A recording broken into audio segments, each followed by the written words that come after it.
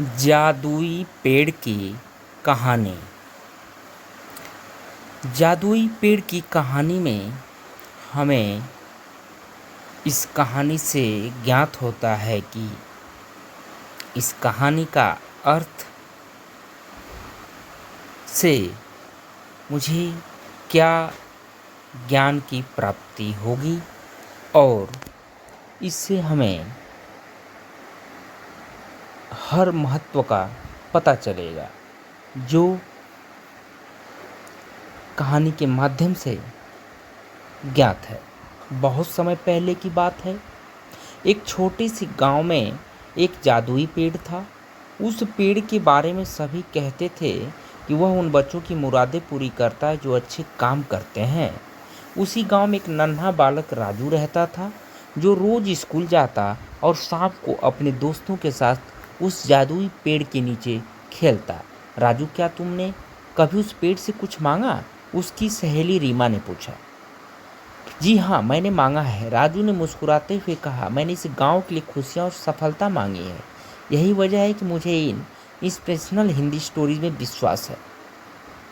एक दिन गांव में एक दुखद स्थिति आ गई। एक असामान्य सूखे ने सबकी खेती और पानी के स्रोत को सुखा दिया।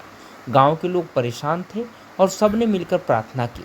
राजू ने भी उस जादुई पेड़ के सामने जाकर कहा, प्रकृति की देवी, मुझे कोई धन संपत्ति नहीं चाहिए, बस मेरे गांव की खुशहाली चाहिए। उसकी सच्ची प्रार्थना सुनकर आसमान में बादल छाए और जोरदार बारिश हुई। सूखे की परेशानी दूर हुई और गांव फिर से हरा भरा हो गया। राजू की इस हिंदी कहानी ने सबने सीखा कि सच्चा दिल और उदारता हमेशा संकट के समय में काम आती है।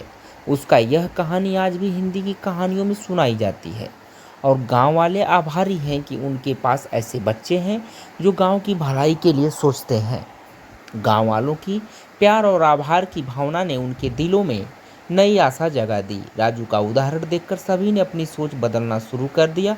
अब वे समझ गए थे कि सिर्फ अपने लिए नहीं, बल्कि सभी के भले के लिए काम करना ही असली खुशी की कुंजी है।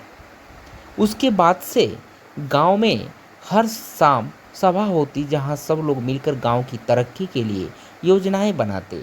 राजू के प्रोत्साहन से सभी बच्चे भी स्कूल में ज़्यादा ध्यान से पढ़ने लगे और बड़ों ने अपनी खेतों को और बेहतर तरीके से जोतना शुरू कर दिया।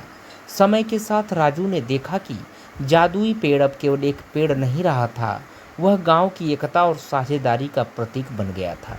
पेड़ के नीचे रहने वाले हर खेल, हर मजाक और हर कहानी गांव की सामुदायिक ताकत को बढ़ाती गई। सालों बाद जब राजू बड़ा हुआ तो उसने संकल्प लिया कि जो प्रेम और सहयोग उसी इस गांव से मिला, वह उसकी अगली पीढ़ी को भी मिले। उसने स्कूल के बच्चों को पढ़ाना शुरू कर दिया और अपनी समझदारी से गांव के लोगों को नई खेती की तकनीकी बताई। गांव में अब हरियाली थी, समृद्धि थी और सबसे बढ़कर एक दूसरे के प्रति प्यार और सम्मान था। जादुई पेड़ अब भी वहाँ था, अपनी जगह पर मजबूती से खड़ा, अपने नीचे नई कहानियों को जन्म देता।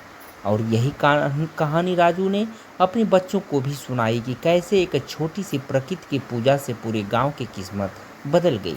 राजू और जादुई पेड़ की कहानी हमेशा सिखाती रहेगी कि साझा प्रयास से ही सच्ची खुशियाँ मिलती है। दोस्तों, ये रहा जादुई पेड़ की कहानी पसंद आई हो तो कृपया चैनल को सब्सक्राइब करें, लाइक करें एंड शेयर करें। आपका बहुत बहुत आभार, बहुत बहुत धन्यवाद दोस्तों, बहुत बहुत धन्यवाद।